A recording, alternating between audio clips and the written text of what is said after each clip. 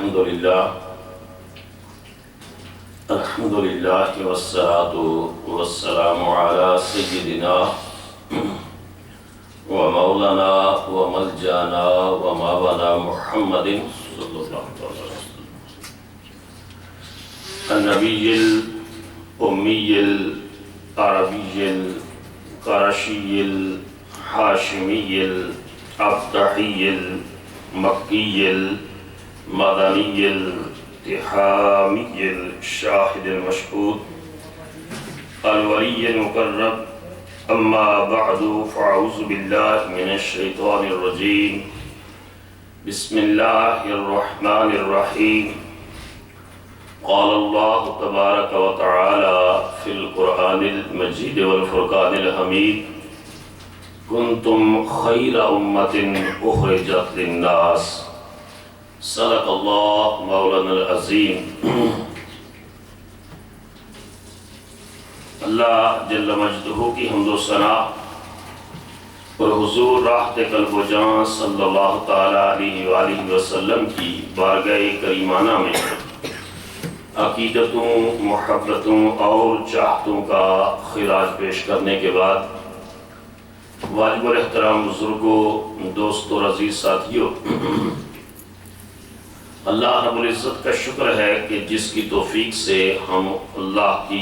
کے گھر میں بیٹھ کر اللہ اور اس کے رسول صلی اللہ تعالیٰ علیہ وآلہ وسلم کا تذکرہ کر رہے ہیں۔ قرآن مجید میں اللہ پاک نے ارشاد فرمایا ہے کہ کنتم خیر امت اخرجت للناس، تم بہترین امت ہو جو انسانوں کی ہدایت اور رہنمائی کے لیے نکالی کی گئی ہو، برائی سے روکتے ہو اور نیکی کا حکم دیتے ہو۔ جس طرح نبی کریم صلی اللہ تعالیٰ علیہ وآلہ وسلم تمام انبیاء و رسل سے افضل ہیں، اسی طرح حضور کی امت ساری امتوں سے افضل ہے۔ اور جس طرح حضور علیہ السلام کی امت کے اولیاء باقی امت کے اولیاء سے افضل ہیں، اسی طرح حضور علیہ السلام کی امت کے جملہ علماء، شعراء اور جتنے بھی صاحب صلاحیت لوگ ہیں وہ ساری امتوں کے مقابلے میں حضور کی نسبت کی وجہ سے وہ بڑے نظر آتے ہیں۔ انہی میں ایک ہستی جن کا نام قلندر لاہوری حضرت علامہ محمد اقبال رحمۃ اللہ تعالیٰ علیہ ہے۔ چونکہ آج شام کو ہم پہلی سالانہ انٹرنیشنل علامہ اقبال کانفرنس کا انعقاد کر رہے ہیں، ہالینڈ سے ہمارے بزرگ اور فاضل اجل ماہر اقبالیات حضرت علامہ پیر افتخار علی چشتی صاحب تشریف لا چکے ہیں رات کے، تو آج ایک جگہ پر وہ جمعے کی ادائیگی کے لیے تشریف لے گئے ہیں، وہاں جمعہ وہ ارشاد فرمائیں گے اور شام کو ان کا خصوصی خطاب ہوگا۔ تو اس اعتبار سے آج کے جمعہ کی گفتگو کا عنوان بھی میں نے حضرت علامہ اقبال رحمۃ اللہ علیہ کی شخصیت کو رکھا ہے، اور آپ کو ان واقعات سے جو میں آپ کی خدمت میں عرض کرنے لگا ہوں اندازہ ہوگا کہ کتنی جو ہے وہ روحانی شخصیت ہے حضرت علامہ اقبال رحمۃ اللہ علیہ کی، اور کس طرح جو ہے ایک اسپرچول فورسز آپریٹ کرتی ہیں اس عظیم انسان کے قلب اور وجود میں، جس کو حضور کے عشق کا جام ایسا نصیب ہوا ہے کہ کئی سال گزرنے کے بعد آج بھی زندہ ہے اور قیامت تک زندہ رہے گا۔ نبی کریم علیہ السلام نے یہاں تک ارشاد فرمایا کہ علماء امتی کا انبیاء بنی اسرائیل، کہ میری امت کے جو علماء حق ہیں یہ بنی اسرائیل کے انبیاء کی طرح ہیں، یعنی بنی اسرائیل کے انبیاء کو اللہ پاک جس طرح ان سے اپنے دین کا کام لیتا رہا، اسی طرح اللہ پاک میری امت کے اولیاء کاملین سے بھی اپنے دین کا کام لیتا رہے گا۔ اور حضرت علامہ اقبال رحمۃ اللہ علیہ نے جس گھر میں آنکھ کھولی اور جہاں آپ نے جو ہے وہ تربیت جس جگہ سے پائی، جس عظیم باپ کا بیٹا بننے کا شرف نصیب ہوا، جس عظیم ماں کی کوکھ سے آپ نے جنم لیا، ان کے حالات و واقعات پڑھ کر انسان کو اندازہ ہو سکتا ہے کہ وہ کتنے بڑے اللہ کے نیک بندے تھے۔ حضرت شیخ نور محمد رحمۃ اللہ تعالیٰ علیہ اس درجے کے ولی کامل تھے۔ سیالکوٹ کے جو اندر آپ علامہ اقبال پیدا ہوئے، اور سیالکوٹ میں ہی حضرت شیخ نور محمد رحمۃ اللہ تعالیٰ علیہ آپ قیام فرما تھے۔ علامہ صاحب جس مکان میں پیدا ہوئے، میں نے آج وہ اقبال منظر کے نام سے محفوظ ہے، میں نے وہاں اس جگہ کی بھی زیارت کیا، اس کمرے کو بھی دیکھا ہے جہاں اللہ کا یہ نیک بندہ اور حضور کا عاشق پیدا ہوا تھا۔ اور وہاں آج اس عمارت میں بہت بڑی لائبریری بھی قائم کی گئی ہے۔ حضرت علامہ اقبال رحمۃ اللہ تعالیٰ علیہ جو ہے یہ بچپن میں حضرت سید میر حسن ایک بزرگ ہیں جو فارسی، عربی، اردو اس کے اندر مہارت تامہ رکھتے ہیں، انہوں نے اقبال کی طبیعت کے اندر ایسا دین کا ذوق اور مزاج پیدا کر دیا کہ اقبال جو لندن کے لنکن ان لا کالج میں بھی پڑھتے رہے، اقبال جرمنی کی میونخ یونیورسٹی میں بھی پڑھتے رہے، لیکن ہر جگہ اقبال کے عشق مصطفیٰ کا اظہار جگہ جگہ ہوتا رہا۔ اقبال کے سینے میں حضرت شیخ نور محمد نے اور حضرت سید میر حسن نے ایسا درد بھر دیا تھا جو ساری دنیا میں اقبال کا فیض تقسیم ہوتا رہا۔ اور اقبال جو لندن میں بھی بیٹھ کر کہتے ہیں، ایک دوست کو خط لکھتے ہیں اور کہتے ہیں نہ چھوٹے لندن میں بھی آداب سحر ہیزی مجھ سے، اس رومانوی فضا میں گرچہ تھی بلا کی گرمی،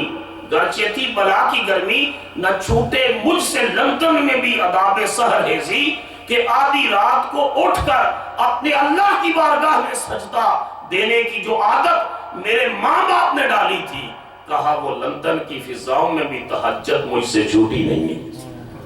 اس درجے کا روحانی آدمی حضرت علامہ اقبال رحمۃ اللہ علیہ فرماتے تھے کہ میں بچپن میں ایک فقیر ہمارے دروازے پر آیا، بار بار دستک دیتا تھا، میں اس کو منع کرتا تھا، بار بار دستک دیتا، میں اس کو منع کرتا تھا، چنانچہ مجھے غصہ آیا اور میں نے اس کو جا کر جو ہے ایک تھپڑ سا لگایا اور وہ لڑکھڑا کر گر گیا۔ جب لڑکھڑا کر گرا تو اس طرح آواز آئی، میرے والد فوراً باہر تشریف لائے، انہوں نے اس فقیر کو دیکھا تو اس کو پھر جو ہے اٹھایا، اس کو دودھ پلایا اور اس سے معذرت کی۔ جب وہ چلا گیا تو مجھے سخت ناراض ہوئے، فرمانے لگے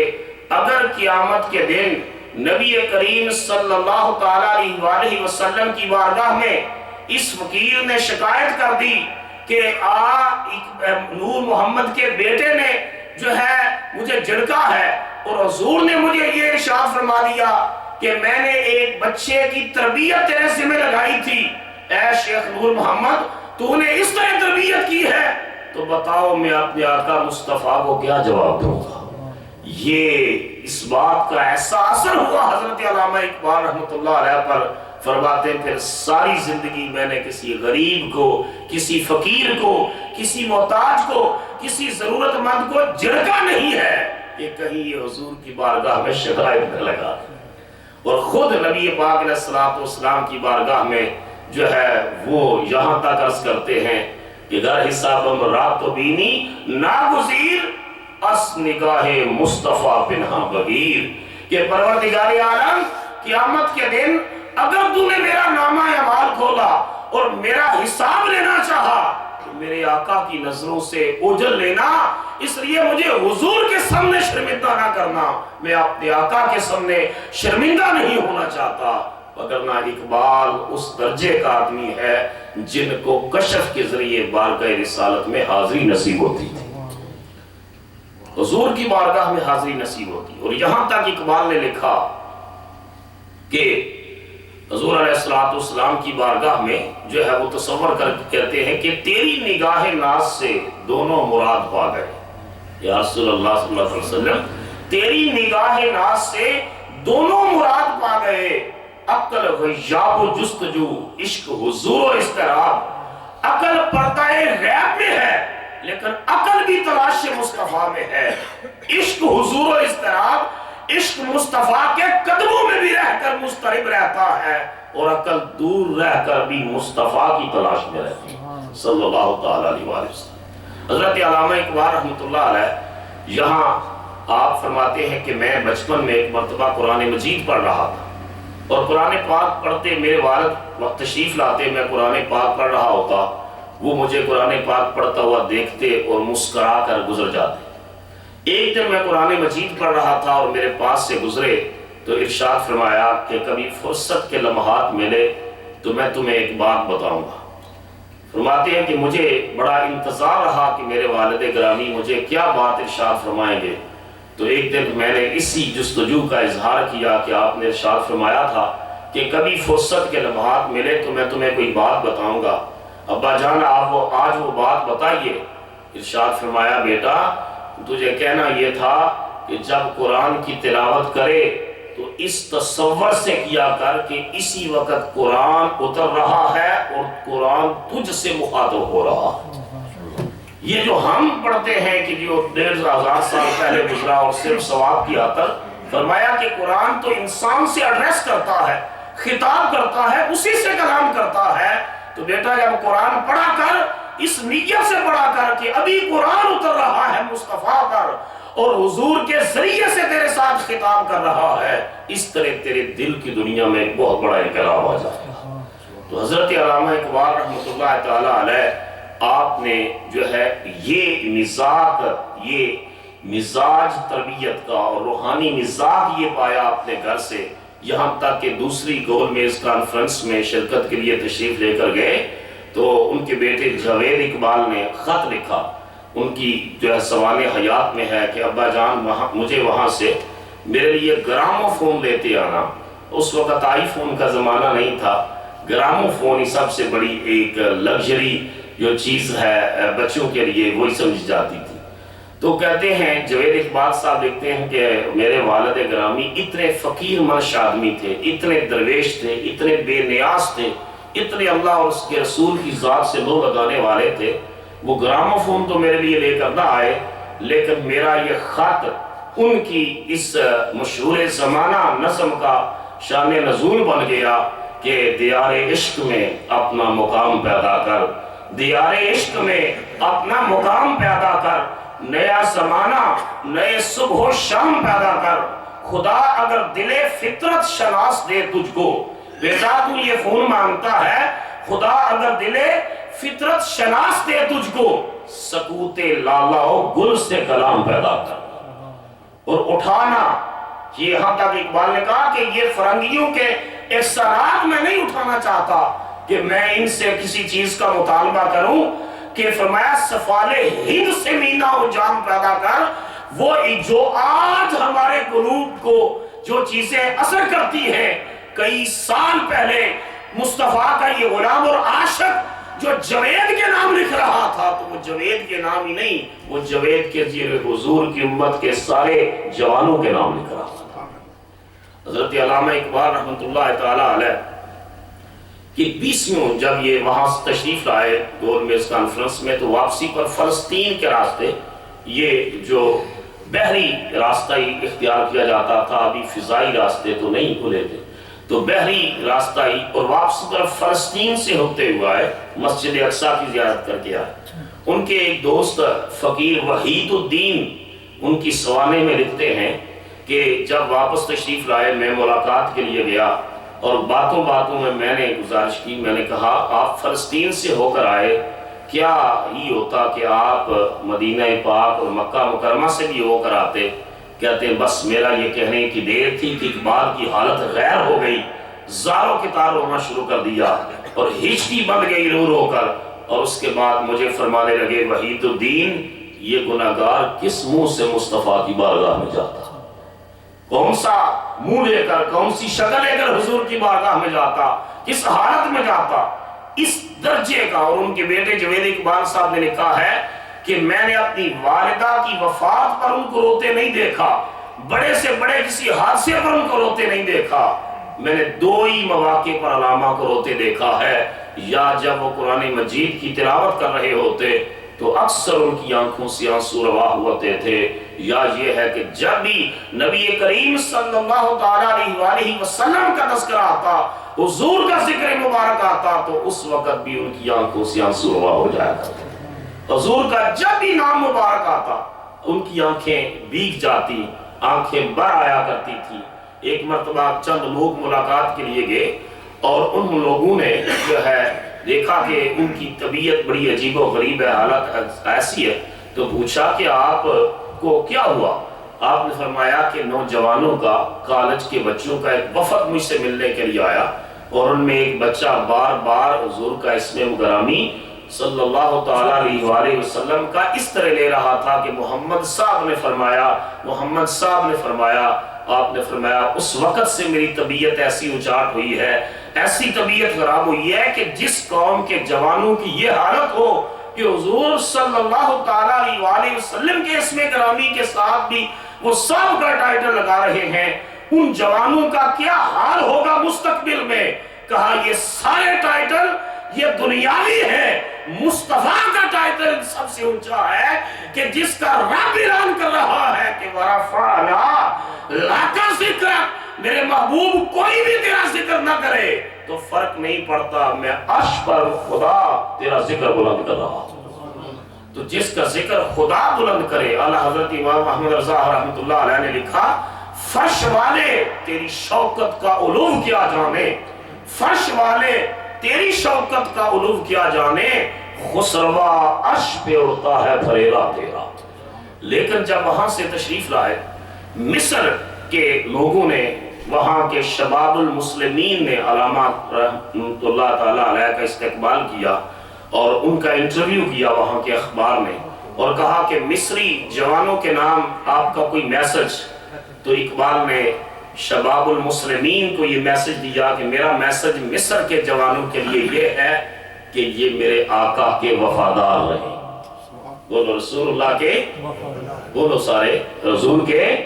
وفادار رہیں۔ اسی بات کا اظہار جواب شکوہ میں بھی کیا کہ کی محمد سے وفات ہونے تو ہم تیرے ہیں، کی محمد سے وفات ہونے تو ہم تیرے ہیں، یہ جہاں چیز ہے کیا لوح و قلم تیرے ہیں۔ کہا اللہ تعالیٰ فرما رہا ہے کہ اے اقبال تو شکوے کرتا ہے میری بارگاہ میں، جب تک مسلمان حضور کے اسم گرامی کو اپنی جان کا وظیفہ بنائے رکھا، اپنے لبوں کا وظیفہ بنائے رکھا، اور اپنے قلب و نگاہ میں حضور کی محبت کو ڈیلا رکھا، حضور کے دامن اقدس سے وابستہ رہے، اس وقت تو یہ مسلمانوں کی حالت تھی کہ یہ دریا میں بھی اپنا گھوڑا ڈالتے تھے تو دریا سینہ چیر کے مصطفیٰ کے غلاموں کو راستہ دے دیا کرتا۔ آپ کو پتا ہے جب مصر فتح ہوا تو وہاں عمر بن عاص مصر کے گورنر بنے، انہوں نے مدینہ طیبہ خط لکھا کہ یہاں کی ٹریڈیشن ہے کہ دریائے نیل بہتا ہے اور سال ہا سال سے ان کی یہ روایت رہی ہے کہ ہر سال ایک خوبصورت کنواری بچی اس دریا میں پھینکتے ہیں، اور ان کا عقیدہ یہ بن چکا ہے، ان کا کی نیشنل ٹریڈیشن بن چکی ہے کہ یہ جب تک اس بچی کی قربانی نہ دے اس وقت تک دریا چلتا نہیں ہے، اس کی لہریں رواں دواں نہیں ہوتی، اس کی روانی میں فرق آ جاتا ہے، دریا خشک ہو جاتا ہے۔ اب مصر کی فضاؤں میں اسلام کا جھنڈا لہرا رہا ہے۔ امیر المومنین ارشاد فرمائیے اب ہم ایک بچی اس دریا میں پھینکیں یا نہ پھینکیں؟ تو کہتے ہیں جب حضرت عمر بن عاص کا یہ میسج مدینہ طیبہ میں مصطفیٰ کریم علیہ السلام کے غلام امیر المومنین سیدنا عمر فاروق رضی اللہ تعالیٰ عنہ کے پاس پہنچا،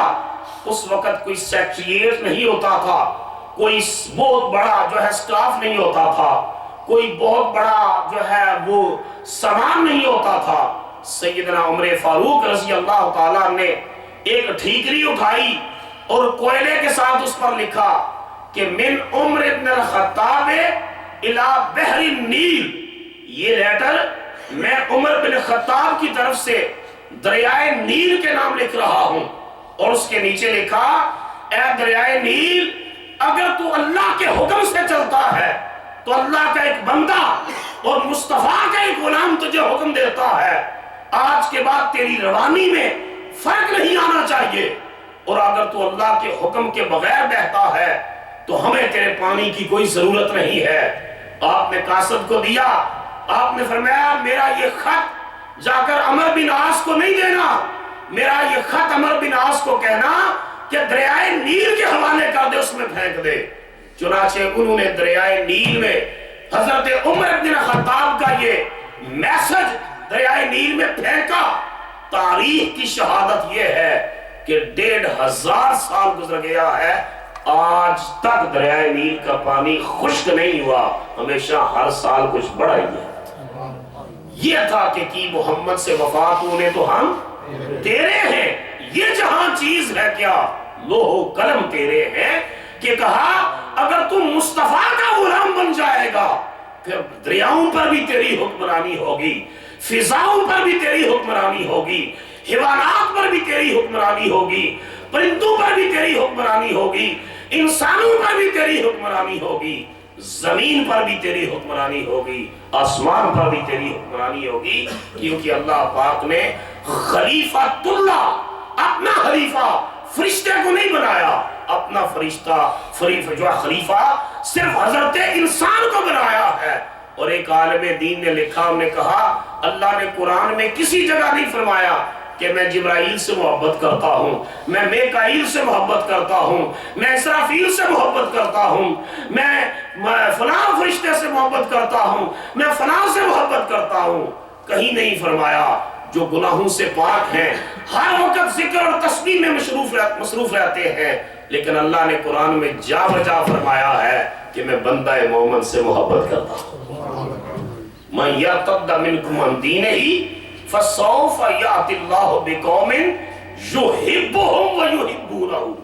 کہا جو شخص دین کی راہ سے ہٹ جائے گا، دین کے سے انحراف کا راستہ اختیار کرے گا، دین کو چھوڑ دے گا یا دین کا کام نہیں کرے گا،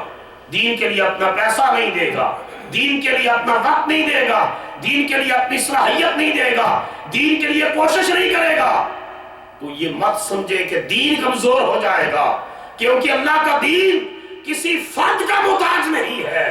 بلکہ ساری کائنات اللہ کے دین کی محتاج ہے۔ وہ اپنے دین کا کام لینا چاہے تو جو ہے وہ نمرود کے دربار میں ابراہیم کو لے کر جا سکتا ہے، وہ فرعون کے گھر میں موسیٰ کو پا سکتا ہے، اور ان فضاؤں میں اپنے دین کا جھنڈا لہرا سکتا ہے۔ وہ فرمایا مَن يَرْتَدَّ مِنْكُمْ عَنْ دِينِهِ، جو تم میں سے دین سے ہٹ جائے گا، دین کا کام چھوڑ دے گا، دین کے لیے کوشش چھوڑ دے گا، فَسَوْفَ يَأْتِ اللَّهُ بِقَوْمٍ، اللہ قریب ایسی قوم لے آئے گا، ایسی افراد لے آئے گا، ایسی جماعت لے آئے گا جن کی پہلی خوبی یہ ہوگی، قرآن نے کہا یحبہم، اللہ ان سے محبت کرتا ہوگا۔ بولو اللہ ان سے، سارے اونچا بولو اللہ ان سے محبت کرتا ہوگا۔ وَيُحِبُّونَهُ، اور اللہ کی محبت کا اثر ہوگا کہ وہ بھی اللہ سے محبت کرتے ہوں گے۔ تو مفسرین نے لکھا کہ اس آیت میں پہلے اللہ نے اپنی محبت کا تذکرہ کیا کہ اللہ کسی سے محبت کرتا ہے تو پھر اس کو اللہ سے محبت نصیب ہوتی ہے، اللہ کی توفیق شامل حال ہوتی ہے، پھر بندے کے قدم اٹھتے ہیں۔ تو جس شخص کو اللہ کی راہ میں چلنے کی سعادت ملے وہ اس بات پر اللہ کی بارگاہ میں شکر ادا کرے کہ یا اللہ مجھ سے زیادہ قابل افراد تھے لیکن تیرا شکر ہے کہ تو نے مجھ نکمے کا انتخاب فرما دیا۔ حضرت رابعہ بصریہ رحمت اللہ تعالی علیہ جب دعا مانگتی تو کہتی یا اللہ تیری جو مجھ سے محبت ہے نا اس کے صدقے میرا یہ کام کر دے۔ تو کسی نے کہا بی بی صاحبہ ہماری صاحبہ سے کہ قبلہ آپ فرماتی ہیں کہ یا اللہ جو تیری مجھ سے محبت ہے اس کے صدقے میرا کام کر دے، چاہیے تو یہ کہ آپ یہ اللہ کی بارگاہ میں عرض کریں کہ یا اللہ جو میری تجھ سے محبت ہے اس کے صدقے یہ کام کر دے۔ تو آپ فرمانے لگی کہ نہیں، آدھی رات کے وقت جب رات کا پچھلا پہر ہوتا ہے سارے بوڑھے اور بوڑھیاں سوئی ہوتی ہیں، کوئی نہیں جاگتا، اللہ کی توفیق کا ہاتھ آ کر مجھے جگاتا ہے، اٹھ میری بارگاہ میں سجدہ کر لے، مجھے اٹھاتا ہے اس کی توفیق کا ہاتھ، اس کے فضل کا ہاتھ، کہتا ہے اٹھ سجدہ کر لے۔ اس لیے میں سمجھتی ہوں کہ میں بعد میں محبت کرتی ہوں، اللہ مجھ سے پہلے محبت فرماتا۔ تو پتا چلا کہ جس کو اللہ کی راہ میں سجدہ نصیب ہو رہا ہے، اللہ کی راہ میں چلنا نصیب ہو رہا ہے، اللہ کی راہ میں خرچ کرنا نصیب ہو رہا ہے، اللہ کی راہ میں وقت دینا نصیب ہو رہا ہے، اللہ کی راہ میں صلاحیت جو ہے وہ صرف کرنی نصیب ہو رہی ہے، وہ اس شخص کا کمال نہیں ہے، یہ اللہ کا کمال ہے کہ وہ دھدکارنے پر آئے تو رسول اللہ کے سگے چچے ابو لہب کو دھدکار دے اور اس کو دوزخ کی آگ کا ایندھن بنا دے، اور وہ امتحان کرنے پر آئے تو حبشے کے بلال کو مدینے کے صحابہ کا امام بنا، جسے چاہا در پہ بلا لیا، جسے چاہا اپنا بنا لیا، جسے چاہا در پہ بلا لیا، جسے چاہا اپنا بنا لیا۔ یہ بڑے کرم کے ہیں فیصلے، یہ بڑے نصیب کی بات ہے۔ حضرت علامہ اقبال رحمۃ اللہ علیہ سے پوچھا کسی نے کہ حضور آپ کو سر کا ٹائٹل گورنمنٹ آف برٹن نے دیا کہ سر، اور یہ ٹائٹل کسی ایسے آدمی کو جو لٹریچر میں یا علم میں یا ایجوکیشنل فیلڈ میں بہت بڑی خدمات ہوں اس کو دیا جا سکتا۔ علامہ اقبال کو گورنمنٹ آف برطانیہ نے سر کا ٹائٹل دینے کا اعلان کیا تو انہوں نے لینے سے انکار کر دیا۔ انہوں نے کہا پہلے جو میرے استاد ہیں، وہ جو دیہات میں پڑھانے والے استاد ہیں، دیہات، ان پہلے میرے استاد سید میر حسن، ان کو یہ ٹائٹل دیا جائے، اس کے بعد جو ہے یہ مجھے دیا جائے۔ تو انہوں نے کہا جی ہمارا یہ ٹائٹل دینے کی شرط ہے کہ اس شخص نے کوئی کتاب لکھی ہو، چونکہ آپ نے تو کتابیں لکھی ہیں اس لیے دے رہے ہیں۔ انہوں نے فرمایا کہ میرے استاد نے کوئی کاغذ والی کتاب تو نہیں لکھی، لیکن میں جو اقبال ہوں یہ انہی کی نظر کا فیض ہوں۔ مجھ سے بڑی کتاب کیا ہو سکتی ہے کہ مجھے انہوں نے تیار کیا ہے۔ پھر حضرت مولوی سید میر حسن انہوں نے ارشاد فرمایا، اجازت دی، تو پھر آپ نے سر کا ٹائٹل لے لیا۔ تو کسی نے کہا کہ آپ نے سر کا خطاب تو برطانیہ کی سرکار نے دیا، یہ حکیم الامت کا خطاب کس نے دیا؟ آپ نے فرمایا ہاں مجھے سر کا خطاب برطانیہ کی سرکار نے دیا ہے، لیکن مجھے حکیم الامت کا خطاب مدینے کی سرکار نے دیا۔ پوچھا وہ کیسے؟ آپ نے فرمایا 1 کروڑ مرتبہ، بولو کتنی مرتبہ؟ کروڑ مرتبہ حضوری کے عالم میں نبی کریم صلی اللہ تعالیٰ علیہ وآلہ وسلم کی بارگاہ میں نے درود و سلام کا نذرانہ پیش کیا ہے۔ حضور خواب میں تشریف لائے اور حضور نے مجھے حکیم الامت کا رقبہ عطا فرمایا۔ فرمایا تم بھی سائل سے کہا تم بھی کرنا چاہتے ہو تو یہ کر دو۔ نبی کریم علیہ السلام کی ذات اقدس سے جو اقبال کی محبت تھی وہ ایسی مثالی محبت ہے۔ ان کے بیٹے جاوید اقبال صاحب نے زندہ رود کتاب میں لکھا ہے کہ علامہ اقبال رحمۃ اللہ علیہ اپنے والد کو خط لکھتے ہیں لاہور سے، کہتے ہیں اور اپنی ایک عجیب حالت بیان کرتے ہیں، کہتے ہیں کہ کشمیر سے ایک سید زادے میرے پاس تشریف لائے، 30-35 سال ان کی عمر تھی، چہرے سے شرافت کے آثار نمایاں تھے۔ وہ آئے، لوگ ملاقات کر رہے تھے۔ میں جب لاہور میں جاوید اقبال صاحب سے ملاقات کے لیے گیا ہوں، ان کا میں نے انٹرویو کیا تھا 2-2.5 گھنٹے، تو میں نے وہاں سیکیورٹی کا جو آدمی تھا میں نے پوچھا کہ جسٹس صاحب کی معمولات کیا ہیں؟ وہ کہنے لگا کہ ان کی جو بیگم صاحب علامہ صاحب کی بہو تھی جسٹس ناصرہ اقبال، وہ اس وقت حاضر سروس جسٹس تھی، وہ کہنے لگی کہ بیگم صاحبہ تشریف لائیں گے تو یہ شام کا میکڈونلڈ کے اوپر یہ کھانا کھائیں گے اور اس طرح یہ ان کی معمولات ہیں۔ تو مجھے ایک بڑی حیرت ہوئی کہ یہ ان کی کیفیت ہے۔ ایک وقت تھا کہ جب علامہ اقبال رحمۃ اللہ علیہ تشریف فرما تھے تو ملاقاتیوں کی لمبی قطاریں لگی ہوتی تھیں اور لوگ صرف اس عاشق صادق سے 5 منٹ ملاقات کرنا بھی اعزاز سمجھتے تھے، اعزاز سمجھتے تھے اسے۔ تو انہوں نے حضرت علامہ اقبال رحمۃ اللہ تعالیٰ علیہ نے لکھا کہ اپنے والد گرامی کو کہ سید صاحب تشریف لائے، 30-35 سال ان کی عمر تھی اور ان کے چہرے سے شرافت کے آثار رونما ہو رہے تھے۔ جب وہ ملاقات کے لیے آئے تو انہوں نے رونا شروع کر دیا، ہزاروں کی طرح رونا شروع کر۔ تو میں نے سمجھا کہ شاید کچھ ضرورت مند ہیں اور ان کو پیسے کی ضرورت ہے، اس لیے تو میں نے کہا آپ کو کیا پریشانی ہے، کوئی سفری اخراجات چاہیے، کیا چاہیے؟ تو انہوں نے کہا نہیں پریشانی تو کسی چیز کی نہیں ہے، میرے ماں باپ نے اللہ کی نوکری کی ہے اور میں ان کی پینشن کھا رہا، ماں باپ نے اللہ کی نوکری کی ہے اور میں ان کی پینشن کھا رہا ہوں. میں سری نگر کے علاقے کشمیر سے آیا ہوں اور میں اس لیے رویا ہوں کہ میرا ایک جو کشف ہے وہ آج درست ثابت ہوا ہے. آپ نے ارشاد فرمایا کہ بولو کیا؟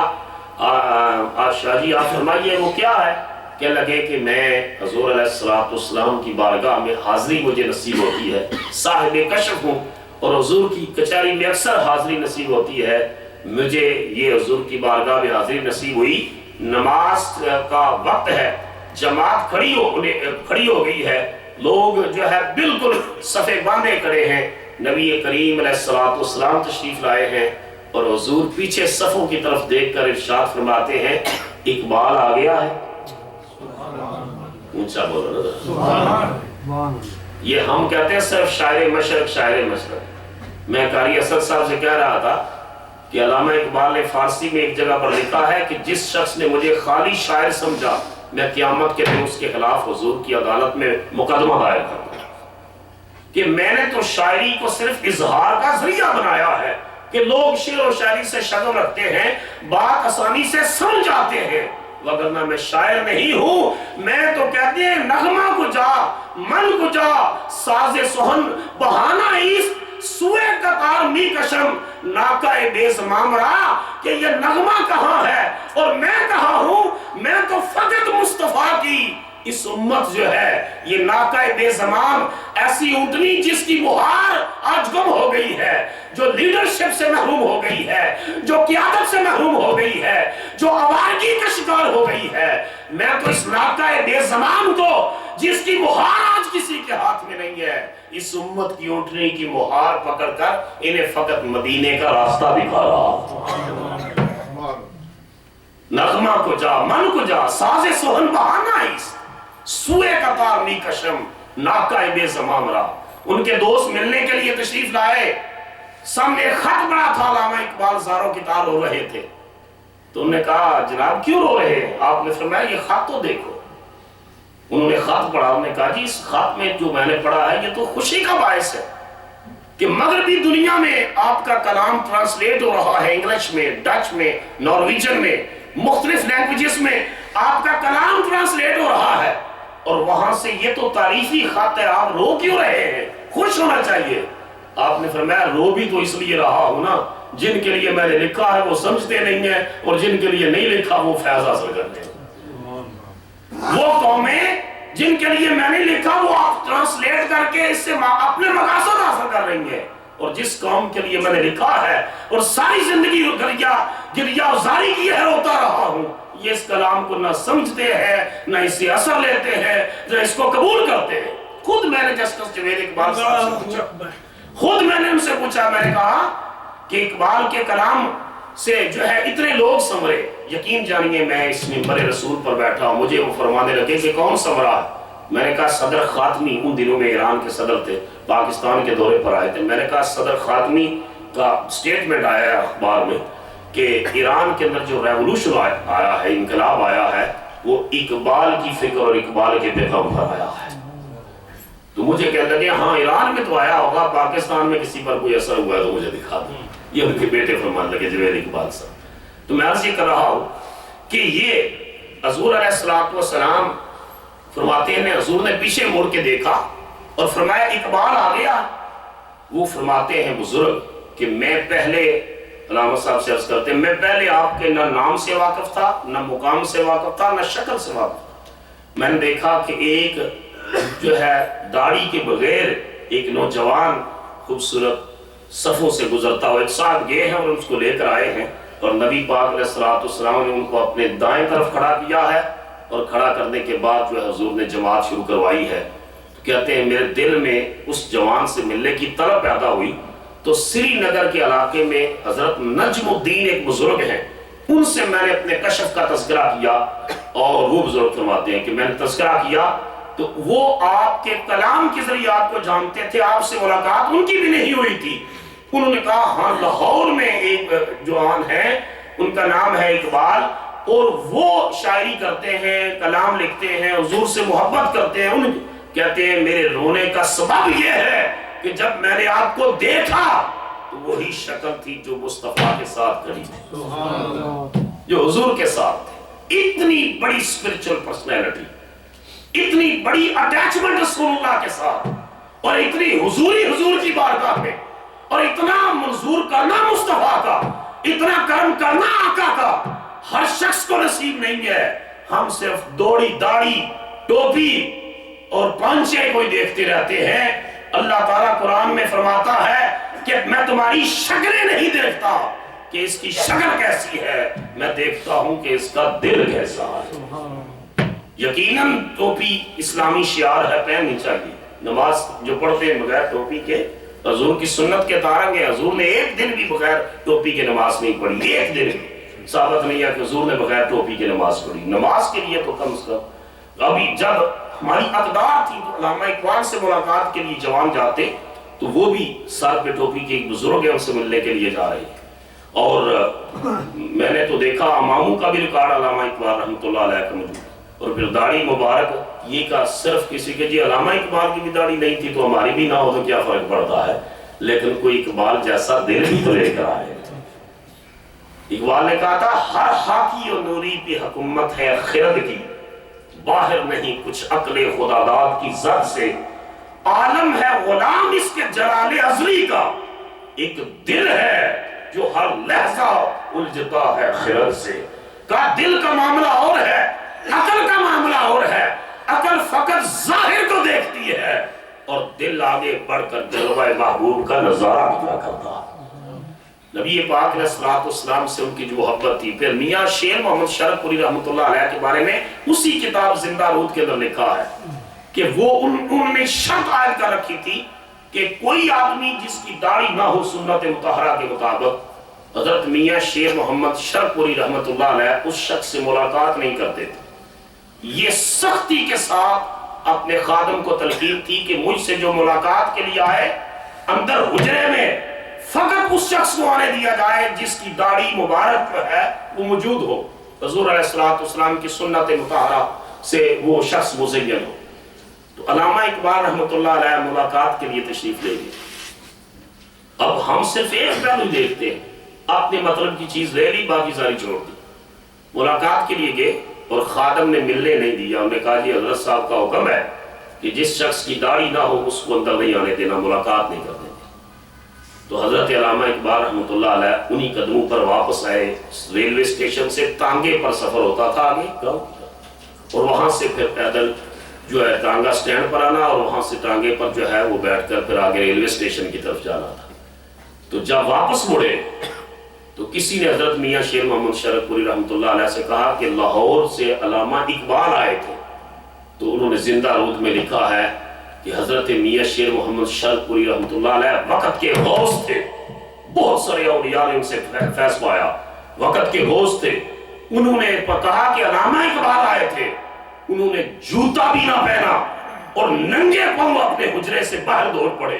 اور عجیب حالت ہو گئی۔ اس وقت تک علامہ اقبال تانگا سٹینڈ تک پہنچ چکے تھے۔ میاں شیر محمد شرف پوری رحمۃ اللہ علیہ ننگے پاؤں دوڑتے ہوئے اقبال کے پیچھے گئے، اور جب وہ وہاں پہنچ چکے تھے جا کر کہا کہ باقی لوگوں کے لیے تو میں نے یہ شرط رکھی ہے اور یہ اس کی پابندی کرواتا ہوں، اے اقبال آپ تشریف لائے، آپ کے لیے پابندی اس لیے نہیں ہے کہ میں نے آپ کو خود مصطفیٰ کی بارگاہ میں دیکھا۔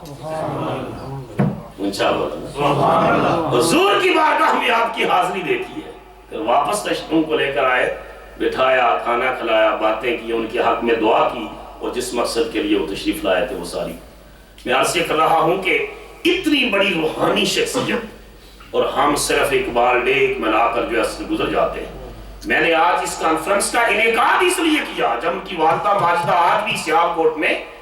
ان کی والدہ ماجدہ کا مزار ہے، کئی مرتبہ حاضری نصیب ہوئی وہاں پر، جب میں خطابات کے لیے وہاں جاتا رہا ہوں۔ جب ان کا انتقال ہوا تو روتے تھے اور کہتے تھے بیجی آپ نے میرے اوپر بڑا احسان کیا، بیجی آپ نے میرے اوپر بڑا احسان کیا۔ تو ان کے دوست پوچھتے کہ اقبال آپ کہتے ہیں بیجی آپ نے بڑا احسان کیا ہے، ہر ماں یہ احسان کرتی ہے اپنے بیٹے پر۔ کہا نہیں، میری ماں نے منفرد احسان کیا ہے۔ کہا کیا؟ کہا میرے والد جو ہے وہ ڈپٹی وزیر علی بلگرامی کے ہاں ملازم ہو گئے تھے، اس کے ہاں نوکری کرتے ملازم ہو گئے، اور ڈپٹی وزیر علی بلگرامی گورنمنٹ آف برطانیہ کے ملازم تھے۔ تو میری والدہ نے کہا کہ آپ یہ نوکری چھوڑ دیں، مجھے شک ہے کہ شاید یہ آمدنی حلال کی نہ ہو۔ تو میرے والد کہنے لگے کہ نہیں، اب ذریعہ اور کوئی نہیں آمدن کا، کوئی اور جاب نہیں ہے، تو یہ مجھے کرنے دے۔ تو میری والدہ چونکہ اسی جب وہ آمدنی لے کر آتے، تنخواہ لے کر آتے تو ہانڈی وغیرہ بنتی، تو میری والدہ مجھے دودھ پلاتی تھی، وہی خوراک آتی۔ تو جب یہ کہا جس دن سے وہ آمدنی آئی تو میری والدہ نے مجھے اپنا دودھ پلانا چھوڑ دیا، اور اس کے بعد جو ہے اپنا زیور بیچا، اور زیور بیچ کر ایک بکری خریدی، اور بکری کا دودھ مجھے پلاتی، اور اسی سے میری پرورش کرتی رہی تاکہ میرے بیٹے کے جسم میں حرام کی کسی چیز کی امیزش نہ جائے، حلال سے میرا بیٹا پرورش۔ تو کہا میری ماں نے اس طریقے سے جو ہے مجھے تیار کیا، اس طریقے سے، تو اب میری ماں دنیا سے چلی گئی۔ کہا پھر سب سے بڑا جو ہے وہ مجھے افسوس اس بات کا ہوا کہ آدھی رات کو ماں اٹھ کر تہجد میں دعا کرتی تھی، آدھی رات کو دعا کرتی تھی، اور یورپ میں تھے اور ماں دنیا سے چلی گئی، اور لمبی نظم لکھی، کہا اب کس کو ہوگا وطن میں میرا انتظار، اب کس کو ہوگا وطن میں میرا انتظار، کون میرا خط نہ آنے سے رہے گا بے قرار، خاک مرکت پہ تیری لے کے یہ فریاد آؤں گا، خاک مرکت پہ تیری لے کے یہ فریاد آؤں گا، اب دعائے نیم شب میں یاد کس کو آؤں گا، تیری ساری عمر خدمت میری کر رہی، میں تیری خدمت کے قابل جب ہوا تو چل بسی۔ کہا اب دعائے نیم شب میں یاد، اے ماں آدھی رات کو اٹھ کر جو میرے لیے آنسو بہاتی تھی، میرے لیے دعائیں مانگتی تھی، میرے بخت کی بلندی کے لیے التجائیں کرتے تھی، اب دنیا میں کون عورت ہے جو آدھی رات کو تہجد میں اٹھ کر اقبال کے بخت کے لیے دعائیں کرے گی؟ فقط ایک رشتہ ماں کا تھا جو آدھی رات کو خدا کا دامن رحمت پکڑ کر کہتی تھی میرے اللہ میرے بیٹے اقبال کے بخت کو اونچا رکھ۔ اس وجہ سے وہ فرماتے ہیں کہ مجھے ان کا، پھر میں نے کئی مرتبہ عرض کیا، آخری شعر آج بھی ہر جگہ لکھا ہوتا ہے، آسماں تیری لہت پہ شبنم آفشانی کرے، ماں آسماں تیری لہت پہ شبنم آفشانی کرے، سبزہ نورستہ اس گھر کی نگہبانی کرے۔ اقبال جو ہے وہ طرابلس میں مسلمان شہید ہوئے، ان شہیدوں کی روحوں کو، ان شہیدوں کا خون اکٹھا کر کے عالم تصورات میں، عالم تحجرات میں حضور علیہ السلام کی بارگاہ میں جاتے ہیں، اور اپنی روح ان شہداء کی روحوں کے ساتھ ملا لیتے ہیں،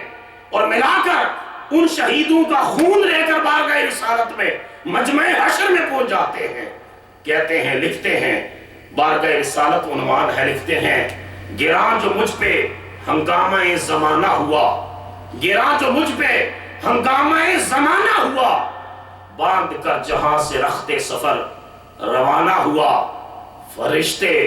بزم رسالت میں لے گئے مجھ کو، فرشتے بزم رسالت میں لے گئے مجھ کو، حضور آیا رحمت میں لے گئے مجھ کو۔ پوچھا حضور نے اے اندلیب باغ حجاز، پوچھا حضور نے اے اندلیب باغ حجاز،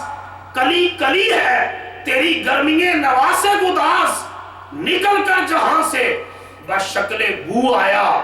ہمارے لیے کیا تحفہ لے کے دو آیا۔ چلو کہتے میں مصطفیٰ کی بارگاہ میں پہنچا اور حضور نے پوچھا کہ اے باغ حجاز کی اندلیب، ایسی بلبل جو حجاز کے گلستانوں میں چہچہاتی ہے، کہا نکل کر جہاں سے بشکل بو آیا، ہمارے لیے کیا تحفہ لے کے تو آیا۔ جواب سنیے اقبال کا، حضور کی بارگاہ میں کہتے ہیں، حضور دہر میں اسودگی نہیں ملتی، حضور دہر میں اسودگی نہیں ملتی، تلاش ہے جس کی وہ زندگی نہیں ملتی، ہزاروں لالا و گل ہے ریاض ہستی میں، ہزاروں لالا و گل ہے ریاض ہستی میں، تلاش ہے جس کی وہ زندگی نہیں ملتی، مگر میں نظر کو ایک آبگینہ لایا ہوں، مگر میں نظر کو ایک آبگینہ لایا ہوں، جو چیز اس میں ہے جنت میں نہیں ملتی۔ فرشتے لرز اٹھے ہوں گے، اتنی بے باکی بارگاہ مصطفیٰ میں کہ میں ایک ایسی چیز لے کر آیا ہوں کہ یا رسول اللہ وہ خدا کی جنت میں بھی نہیں ہے، مگر میں نظر کو ایک آبگینہ لایا ہوں، جو چیز اس میں ہے جنت میں نہیں ملتی،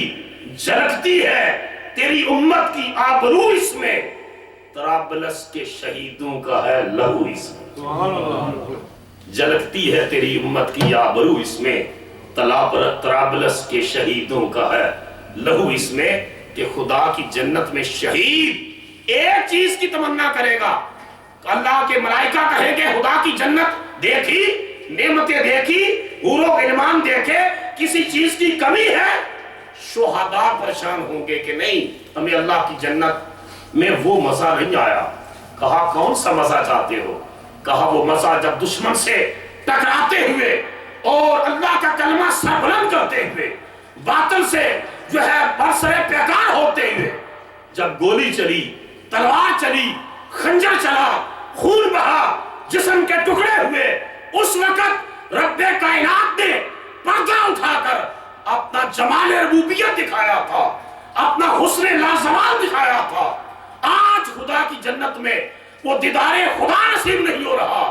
ہمیں یہ نعمتیں نہیں چاہیے، ملائکہ ہمیں پھر دنیا میں بھیج دو، پھر میدان کارزار سجے، پھر دشمن سے مقابلہ ہو،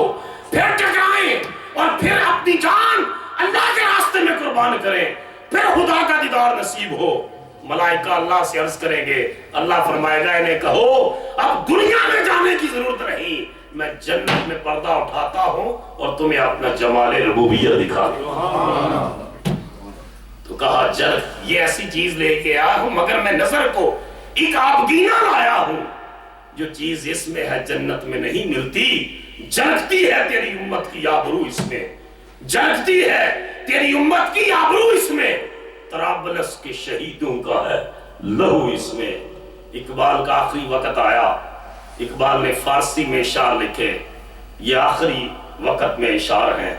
کہا اور میں نے اس کے اوپر ایک کتاب لکھی ہے، پوری کتاب لکھی ہے اس شعر کے، ان اشعار کی، یہ فارسی میں ہے، ایک لفظ کے اوپر اقبال نے کہا سرور رفتہ باس آیت کے نہ آیت، نسیم از حجاز آیت کے نہ آیت، سرآمد روزگار این فقیرے دیگر دانہ راز آیت کے نہ آیت۔ کہتے ہیں سرور رفتہ باس آیت کے نہ آیت، لوگوں یہ سانس آ رہا ہے، پتہ نہیں دوسرا سانس آئے گا کہ نہیں آئے گا، شاید یہ آخری سانس ہو۔ سرور رفتہ باس آیت کے نہ آیت، نسیم از حجاز آیت کے نہ آیت، مدینے سے ٹھنڈی ہوا کے جھونکے آتے تھے، پتہ نہیں اب آئیں گے یا نہیں آئیں گے۔ سرآمد روزگار ای فقیرے، لوگوں یہ درویش جا رہا ہے، یہ فقیر جا رہا ہے، یہ مرد حق جا رہا ہے، یہ مرد کلندر جا رہا ہے، یہ امت کی سوئی ہوئی امت کو بیدار کرنے والا جا رہا ہے، یہ امت کی ہچکولے کھاتی کشتی کو ساحل مراد پہ لنگر انداز کرنے والا مرد حق جا رہا ہے۔ سرآمد روزگار ای فقیرے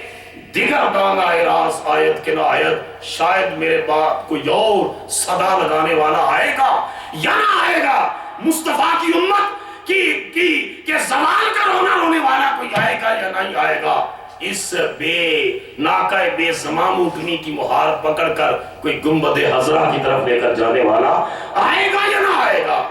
یہ کہتے ہوئے پھر اپنا جو ہے بیماری کی شدت تھی، ڈاکٹروں نے کہا کچھ دوائی لے لیں، آپ نے فرمایا نہیں، کہا حضور تکلیف ہے دوائی لے لیں، آپ نے فرمایا اس وجہ سے نہیں لینا چاہتا، دانہ راز وہ کہتا ہے جو فطرت سے نیچر کی کنہ میں حقیقت میں جو ہے وہ چلا جاتا ہے۔ اقبال نے کہا ممکن ہے میں دوائی لوں اور کومے میں چلا جاؤں، بے ہوشی میں چلا جاؤں، اور ملک الموت آئے اور بے ہوشی میں میری روح قبض کر کے چلا جائے، میں نہیں چاہتا کہ میں بے ہوشی میں موت کی آغوش میں جاؤں، میں دیکھنا چاہتا ہوں کہ ملک الموت عام انسان کے پاس کیسے جاتا ہے اور مصطفیٰ کے عاشق کی بارگاہ میں کیسے آتا ہے۔ میں دیکھنا چاہتا ہوں ملک الموت کا، سامنا کرنا چاہتا ہوں، میں موت کی آنکھوں میں آنکھیں ڈال کر جو ہے اس سے ملاقات کرنا چاہتا ہوں۔ اور پھر آخری وقت علامہ اقبال رحمۃ اللہ تعالیٰ علیہ نے یہی شعر کہے کہ سرور رفتہ باز آیت کے آیت، اللہ اکبر۔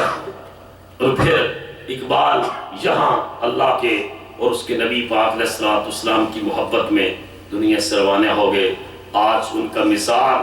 اس کی جو ہے خوبصورتی، ایک فن کی جو فن تعمیرات کا شاہکار ہے۔ آج ہم بہت سارے واقعات ہیں لیکن رات کو عرض کریں گے۔ آج ہم جو ہے حضرت علامہ اقبال رحمۃ اللہ تعالیٰ علیہ کے حوالے سے عظیم الشان پہلی سالانہ انٹرنیشنل علامہ اقبال کانفرنس کا انعقاد کر رہے ہیں، جس میں جو ہے